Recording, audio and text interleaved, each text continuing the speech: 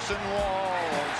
Everson Walls, it just seems like the ball always finds him or he always finds the ball. In 1990, Everson Walls added a much-needed spark to the Giants' secondary.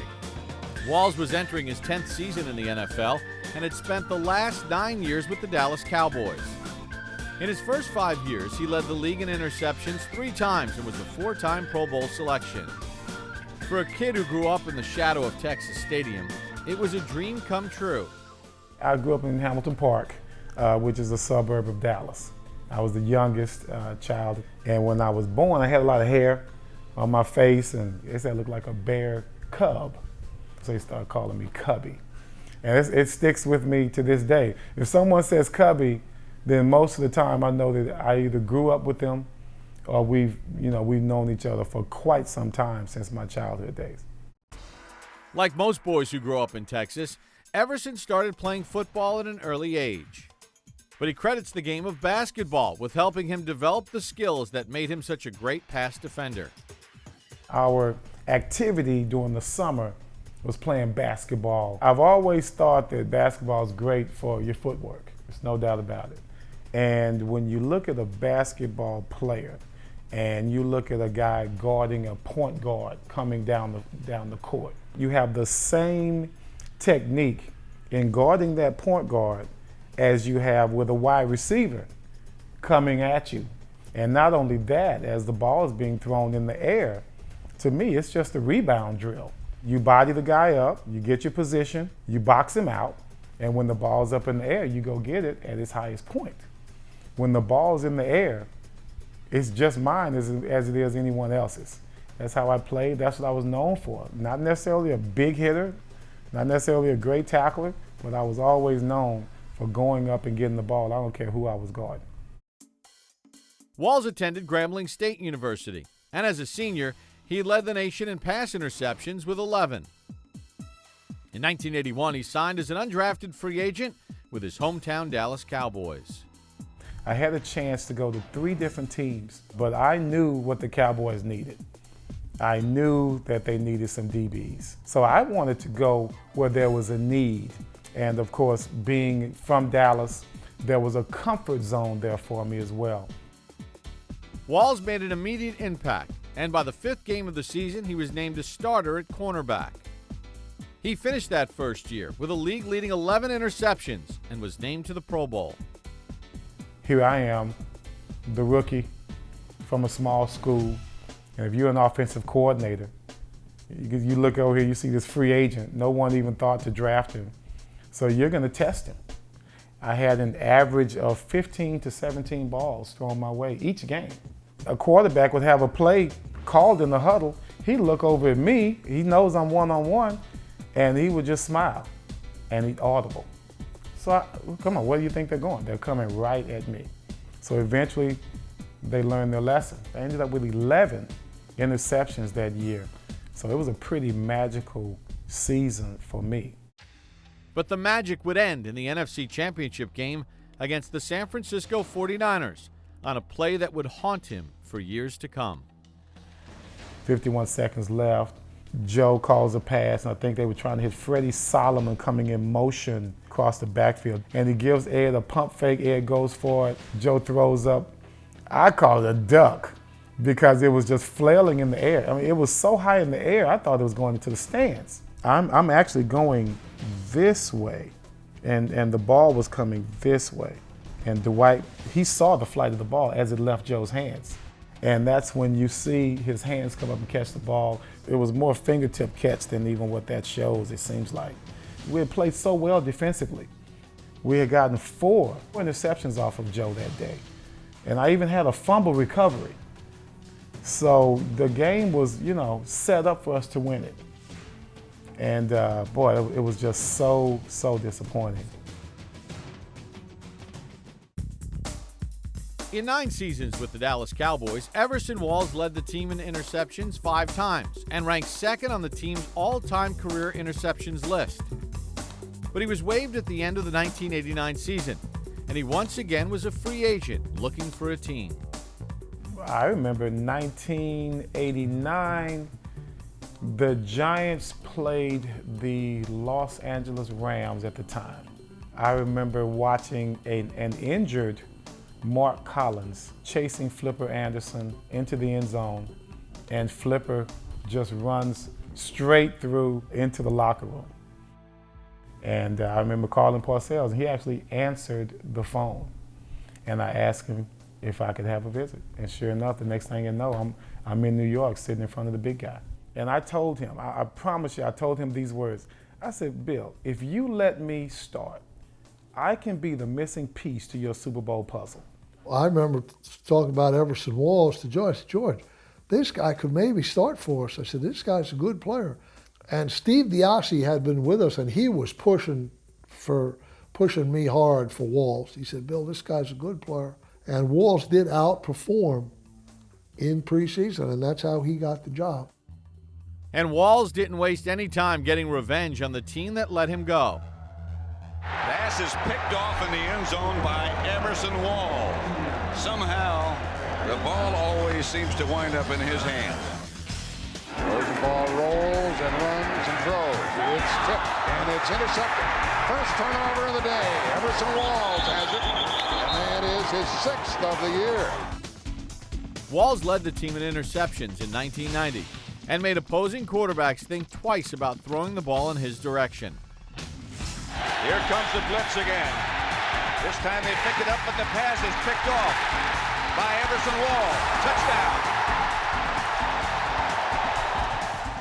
With Walls and the Big Blue defense playing at their highest level, the Giants raced out to a 10-0 start. And even though the team would go 3-3 over the final 6 games of the season, they were aware of the challenges ahead and were prepared for the battle. The games was tougher to win. I think we ended up, our last 6 games we were 3-3. And people thought we were limping into the playoffs. But we actually we had so much confidence going in. And defensively, we just ramped it up. Here's Lawrence Taylor all over Hackensack. He got rid of it, and the pass is knocked down. Everson Walls was all over Morris. They throw it out to Mustard, and he is stopped right at the 5. No gain. Everson Walls came up to make the tackle. We almost shut out the Chicago Bears. We were very upset. I think we gave up a field goal. We were very upset about that, but that's just how much pride we had defensively. Hackensack in the direction of Gentry, but picked off by Walls. Everson Walls still going. Walls.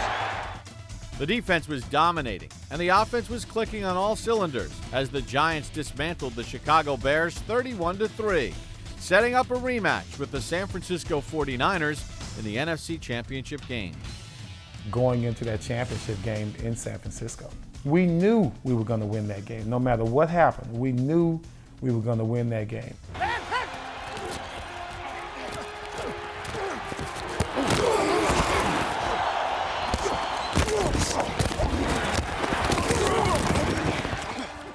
I have never been around such hard hitting down to the last play. That's the way it's going to be. You're going to have to overcome that to win the championship, though, okay? I mean, when you think about the legacy that was already established in San Francisco, and for us to come through there, and we didn't just win that game, we dismantled that entire team. There was no more Joe Montana. Leonard Marshall hit him so hard he knocked him into Kansas City. The next time you saw Joe, he was in Kansas City. Here's Montana, long time in the pocket, but chased out, finally hit from behind. The ball's loose. And he really took a shot in that back. Roger Craig, no longer a San Francisco 49er because of what Eric Howard did to him at that time. Craig again, hit behind the line of scrimmage, and the Giants have the ball. It changed their entire team because of the way we came in there and dominated the 49ers in their stadium. Giants are trailing by a point. It all depends on Matt Barr. To me, Matt Barr, it was a chip shot. All the guys had their heads down there praying, and I'm the only nosy one. I had to look. I had to look. And of course, it went through the goalpost. Snap, spot, kick is away, it's got the distance, it is good! And I remember us running off the sideline, just, seeing grown men with these childlike expressions on their face. And to me, I think Parcells took a lot of pride in beating the so-called genius of the NFL the way he did. Great job, Bill. Congratulations, man.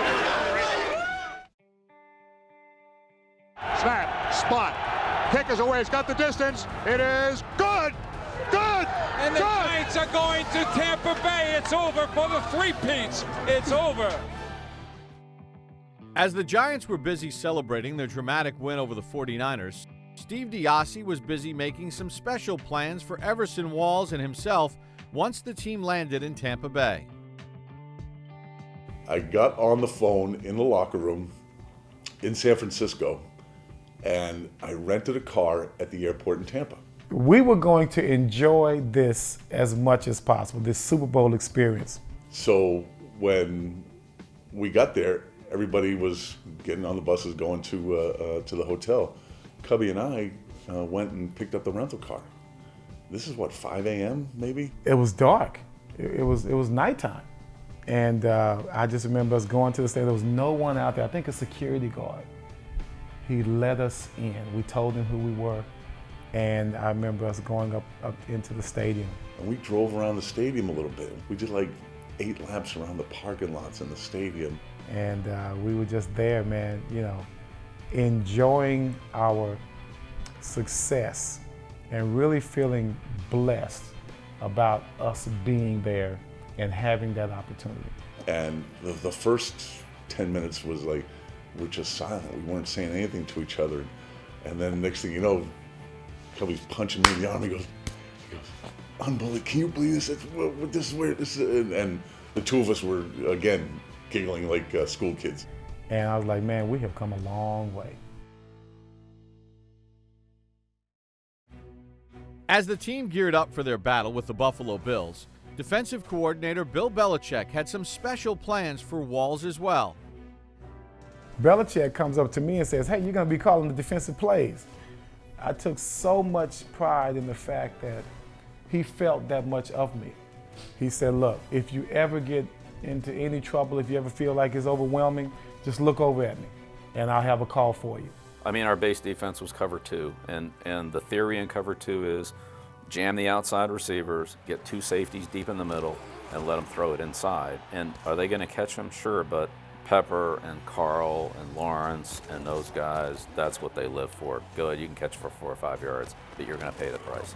Myron Guyton, heat-seeking missile the whole game. Mark Collins, I mean, he was frothing at the mouth. He was so pumped up. The intensity and the unity that we had for that entire game, we predicated what Buffalo's attack was going to be. We made them call the plays that they did not want to call in that ball game, and that was because of Bill Belichick's scheme. But in the second half, the Bills' offense would find its rhythm. Thurman Thomas scored a fourth-quarter touchdown, and the Bills were driving again when Everson Walls made a game-saving tackle on the Bills' final drive. We, of course, assumed they were going to pass the ball. They came out with the sprint draw, and it just opens up. Bills have not converted a third down in the game until now, thanks to Thomas. Thurman Thomas out to the 40, a first down, tackled by Everson Walls. He told me he never saw me. He said he never saw me. He's looking inside, thinking that that's where his danger is going to come from. But he just had no idea that I was right there in his face. He did not have a chance to make the moves that he usually would have made at that time. Wasn't a big hit, not at all. But if you look behind me, there was no one there. There was no one there. 2 plays after Walls' timely tackle, the Bills lined up for a potential game-winning field goal. Now Norwood tries to kick his longest ever on grass, 47 yards. I'm lined up away from the rush, defensive left side. I mean, when he kicked the ball, it looked like it went over my head. The minute it went over my head, I'm anticipating that it's going to be wide. In the air, got the distance, it is no good! I just remember snapping my head around. The camera just happened to stay on me, and I don't know how high I jumped. I could have jumped into the stands. It felt like it took me forever to come down. And I just like, thank you, God. And I finally got my championship when it was all said and done. And they can say whatever they want. You know, when it's all said and done, I'm the one that's got the Super Bowl trophy. You know, I'm the one that's on the front of Sports Illustrated. And to me, it lets you know how far you can come from defeat. In his 10th year in the NFL, Everson Walls finally won his championship. He played another 2 seasons in New York and finished his Giants career with 11 interceptions. But his most important accomplishment may have come after his playing days were long over.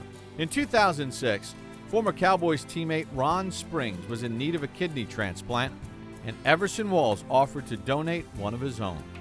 As I look back on it, I really don't know what made me do that. He was my best friend as far as football players are concerned.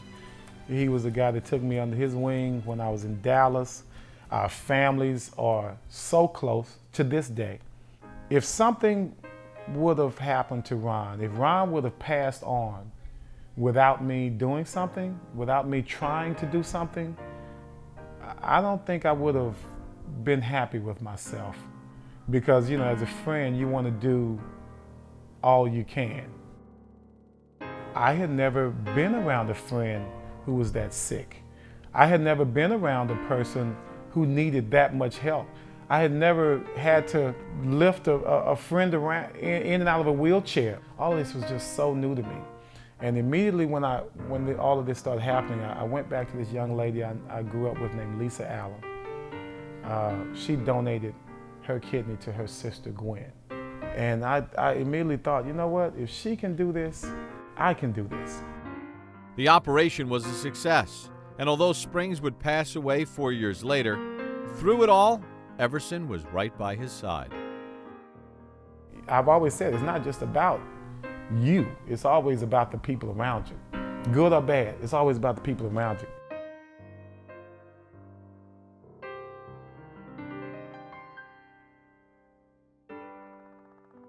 Let's hear it for one of the greatest teams ever assembled. The 1990 Super Bowl champion, New York Football Giants. Teammates are what it's all about. No one's gonna look out for you besides your family more than your teammates. When we went 3-3 those last 6 games, and everybody was saying we couldn't do it, all of that just kind of, you know, rewinds in your mind. And you go, you know what? We made it. We did it. This team, no individual, this team, the greatest team. Cowboys had a bunch of, a great team, but we had a lot of talent on that team that just didn't fulfill our promise. But this Giants team, they were truly unified.